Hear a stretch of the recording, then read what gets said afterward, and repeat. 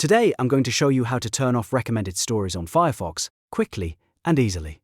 If you open Firefox and you're tired of seeing those suggested stories on your homepage, this simple fix will help clean things up and give you a more focused browsing experience. It only takes a minute, and you do not need any special tools or extensions. Before we begin, if this tutorial helps you out, make sure to hit like and subscribe for more quick Firefox tips and easy browser guides. Alright, let's jump straight into it. First, open Firefox on your computer. In the top right corner of the browser, click the menu button. This is the three-line icon that opens Firefox's main menu. Once the menu appears, click Settings.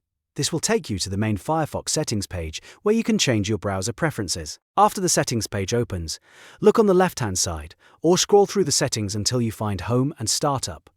Click on that section to open the homepage options. This is where Firefox lets you control what appears when you open a new tab or the browser home screen. Now scroll down until you reach the Firefox Home section. Here you'll see different content options that Firefox can display, including recommended stories.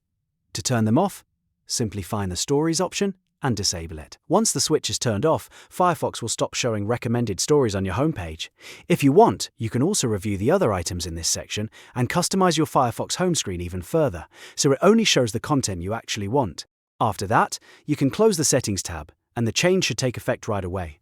The next time you open a new tab or homepage in Firefox, those recommended stories should no longer appear. And that's it, you've successfully turned off recommended stories on Firefox. It's a small change, but it can make your browsing experience feel a lot cleaner and less distracting. If this video helped, please remember to like the video, subscribe to the channel, and turn on notifications so you don't miss more simple browser tutorials, just like this one. Thanks for watching, and I'll see you in the next one.